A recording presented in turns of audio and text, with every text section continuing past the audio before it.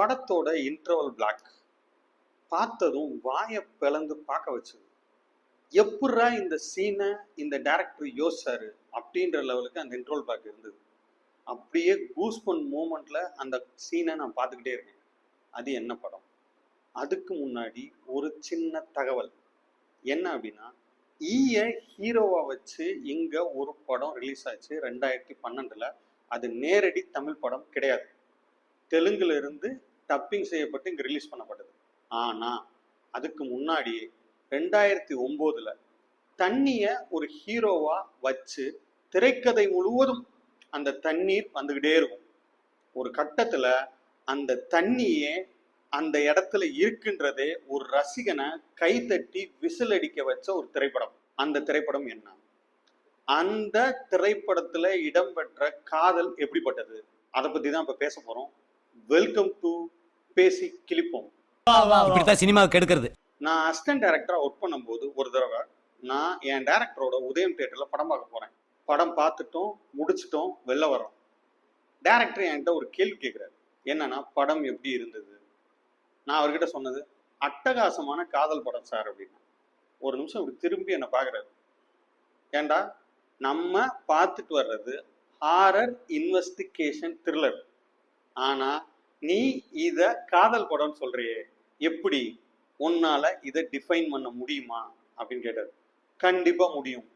இந்த படத்துல இருந்து ரெண்டு சீனை மட்டும் சொல்றேன். அந்த சீனை மட்டும் சரியா நீங்க உள்வாங்கினீங்க அப்படின்னா இது எப்படிப்பட்ட அட்டகாசமான காதல் படம் அப்படின்னு உங்களுக்கு தெரியும் அப்படின்னு சொன்னேன்.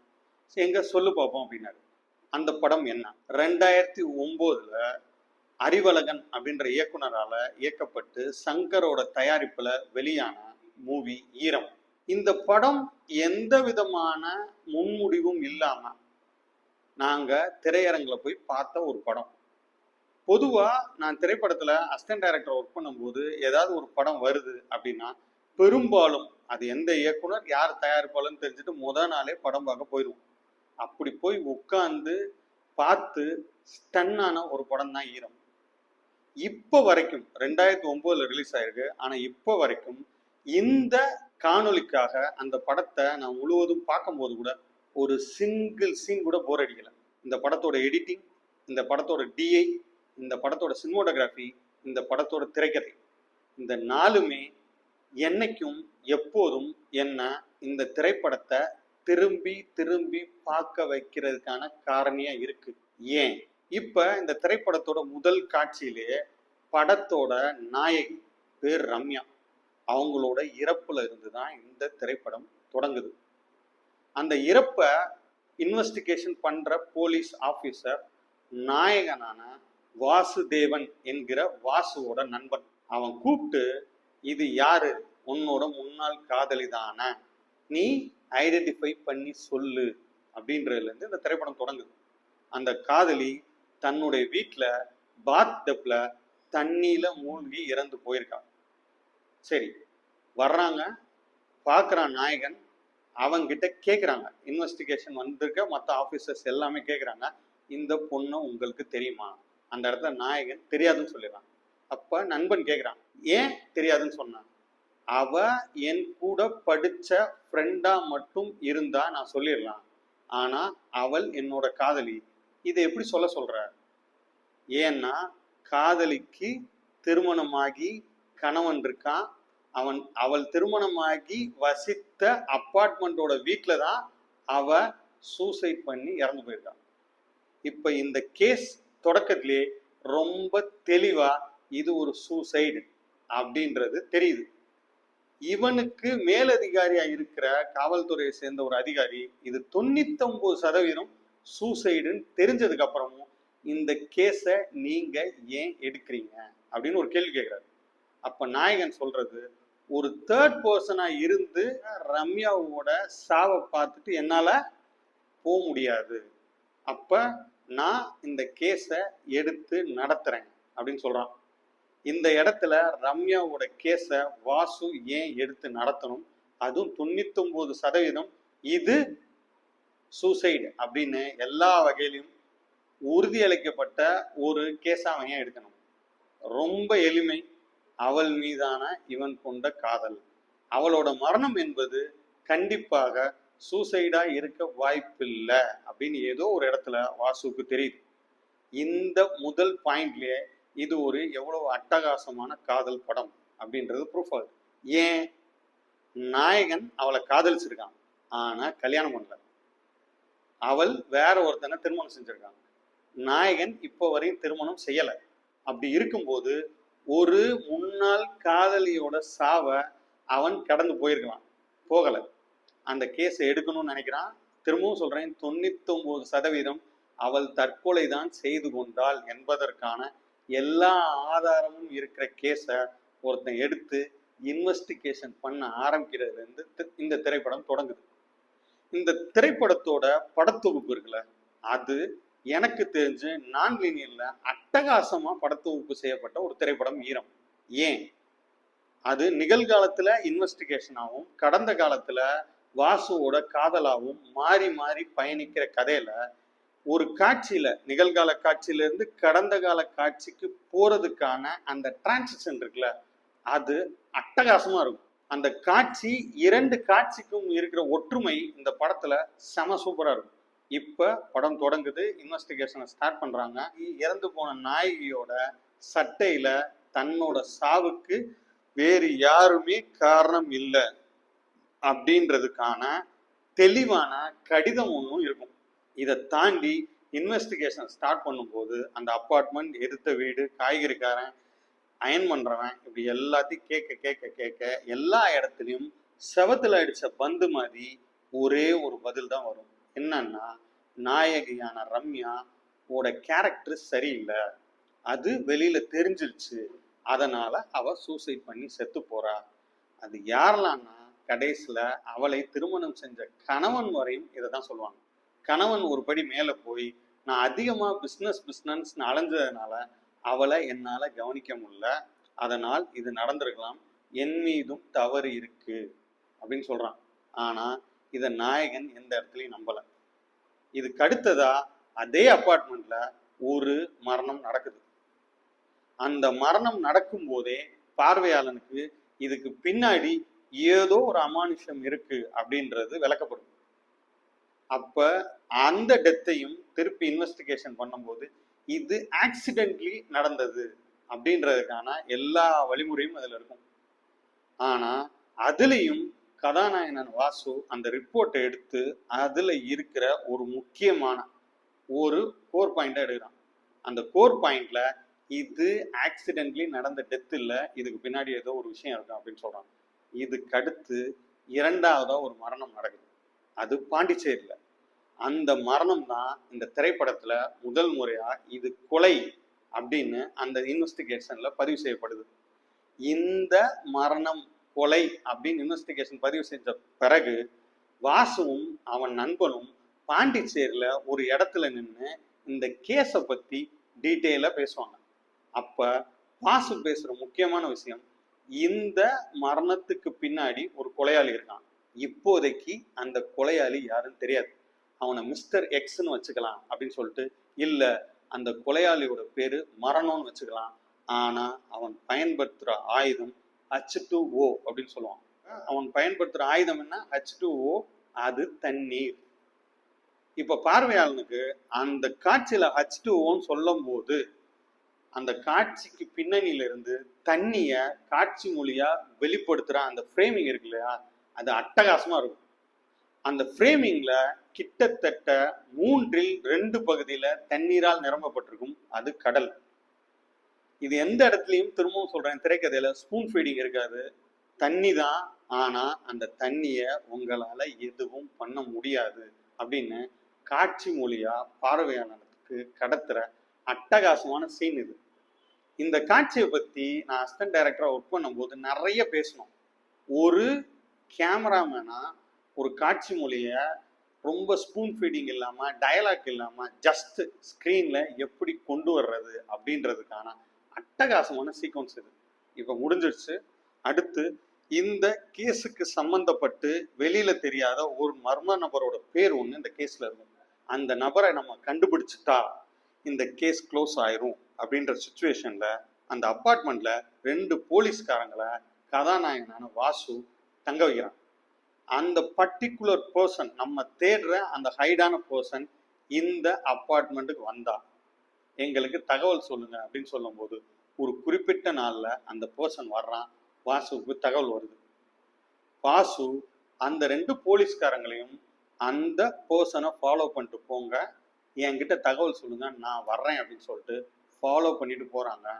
அந்த பர்சன் போய் நிக்கிற இடம் உதயம் தியேட்டர். இந்த இடத்துல ஒரு விஷயம் நான் சொல்லிடுறேன். நான் இந்த திரைப்படம் பார்த்ததும் அதே உதயம் தியேட்டர்லாம். உதயம் தியேட்டர்ல போய் நிக்கிறான். அவன் படத்துக்கு போறதுக்கு முன்னாடி அவனுக்கு ஒரு அலைபேசி அழைப்பு வருது. அந்த அழைப்பை எடுத்துட்டு அவன் தியேட்டருக்குள்ள போகாம அங்க இருக்கிற ஜென்ஸ் டாய்லெட்டுக்குள்ள போறான். இதுக்கு முன்னாடி கதாநாயகி இறந்த பிறகு முதல் இறப்புல இருந்து ஒரு சின்ன சிம்டம்ஸ் கதாநாயகனுக்கு வந்துட்டே இருக்கும். அது என்னன்னா, ஒவ்வொரு மரணமும் நடக்கிறதுக்கு முன்னாடி கதாநாயகனோட உள்ளுணர்வுல இருந்து அவன் பார்க்குற ஒரு விஷயத்துல தண்ணீரும் சிகப்பு கலரும் வந்துகிட்டே இருக்கும். ஏன் அப்படின்றதுக்கு இந்த திரைக்கதையோட முதல் காட்சியை நீங்க கரெக்டா பார்த்துருந்தீங்கன்னா தெரியும். தண்ணீரால தான் ரம்யா என்கிற அந்த கதாநாயகி இறந்து போயிருப்பா. அவள் எழுதியிருக்க கடிதம் சிகப்பு மையால் எழுதப்பட்டிருக்கும். ஏன் சிகப்பு மையால் எழுதப்பட்டிருக்குன்றத நீங்க ஈரம் திரைப்படம் பார்த்தே தெரிஞ்சுக்கோங்க. இது ஒரு ஹாரர் இன்வெஸ்டிகேஷன் த்ரில்லர் அப்படின்றதுனால சில காட்சிகளை நான் இங்க ரிவீல் செய்ய விரும்பல. காரணம், இதை நீங்க பார்க்கும்போது நான் சொல்றதை வச்சு இந்த படத்தை பார்க்க வேண்டும் என்கிற ஆவல் உங்களுக்குள்ள வரலாம். இதுவரையும் நீங்க ஈரம் படம் பார்க்கலன்னா நான் அந்த அனுபவத்தை உங்ககிட்ட இருந்து பறிக்க விரும்பல. இப்ப நான் நேரடியா விஷயத்துக்குள்ள வரேன். இப்போ ஒவ்வொரு மரணத்துக்கு முன்னாடியும் ஹீரோவான வாசுவுக்கு வருது இல்லையா ஒரு சின்ன சிம்டம்ஸ் வரும். ஒரு தண்ணீரும் சிகப்பு கலரும் வருது இல்லையா, அதே மாதிரி 2 மரணத்துக்கு முன்னாடியும் அது வந்திருக்கும். மூணாவதா உதயம் தியேட்டர்ல அவன் உள்ள நுழையும் போது அதே ஒரு சிகப்பு கலரும் அதே தண்ணீரும் அவனுக்கு முன்னாடி வரும்போது சடார்னு அவன் யோசிச்சு கண்டிப்பா நம்ம தேடி வந்த பர்சன் தியேட்டருக்குள்ள போல இங்க வேற எங்கேயோ போயிருக்கான். அப்ப அந்த திரையரங்குல தண்ணீர் இருக்கும் இடம் எது அப்படின்னு பார்க்கும்போது அவன் கண்ணில் ஜென்ஸ் டாய்லெட்ல போர்டு தெரியும்.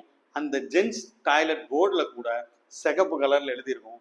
அவன் உள்ள போனா அங்க அந்த மரணம் இவன் கண்ணு முன்னாடியே நிகழுது. இதுக்கு முன்னாடி நடந்த 2 மரணங்கள்லயும் பார்வையாளனோட பெர்ஸ்பெக்டிவ்ல இருந்து இந்த மரணம் ஒரு அமானுஷ்ய சக்தியால நடத்தப்படுது.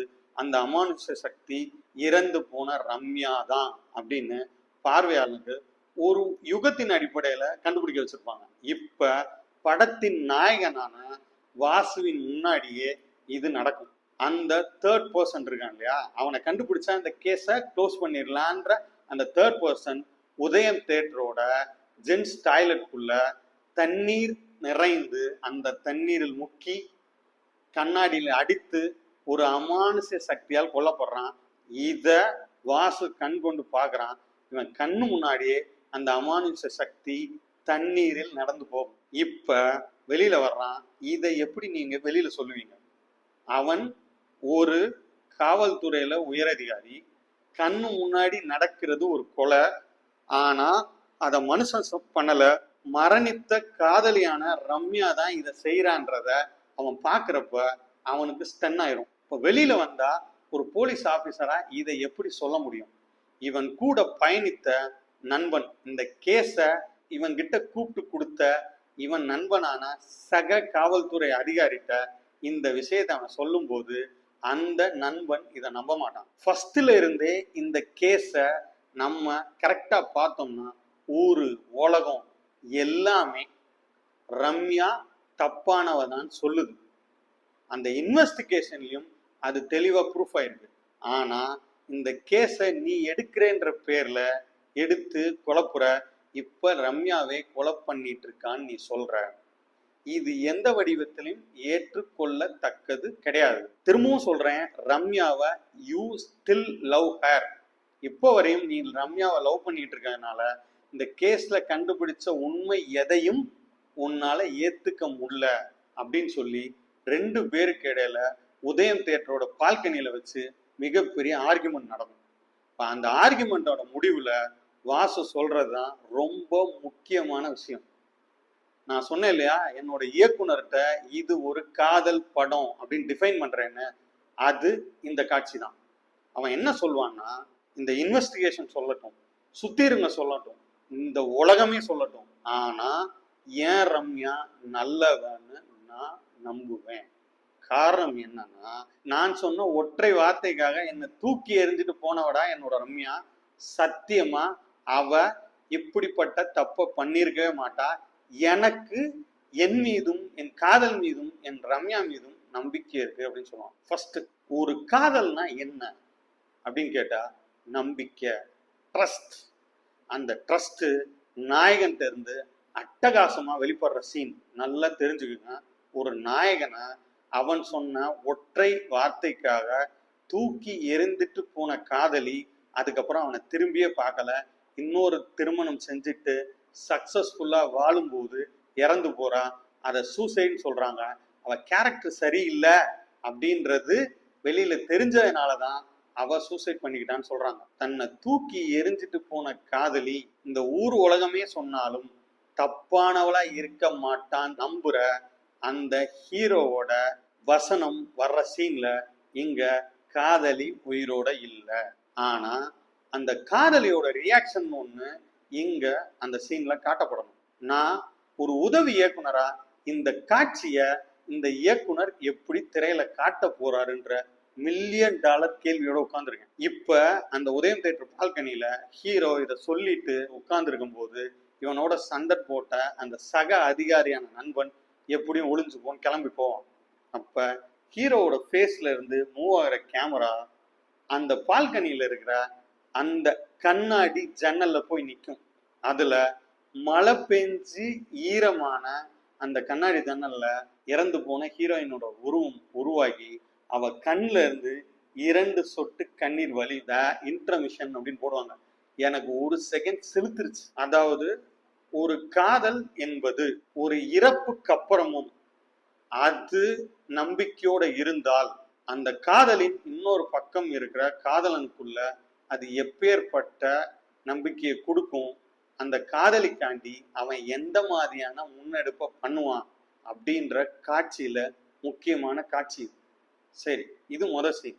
நான் 2 சீன் சொல்றேன்னு சொன்னல. 2வது சீன் என்னன்னா, இவங்க 2 பேருக்குள்ள அந்த காதல்ல ஒரு பிரிவு நடக்கும் இல்லையா. ஒரு குறிப்பிட்ட வார்த்தையை ஹீரோ சொல்லிடுவான் ஒரு கோவத்துல. இயல்பு, நம்ம கோவத்துல என்ன பண்ணுவோம்னா காதல்ல வார்த்தை விடுவோம். அப்படி சொல்லக்கூடாத ஒரு வார்த்தைய ஹீரோயின் சொல்றான்.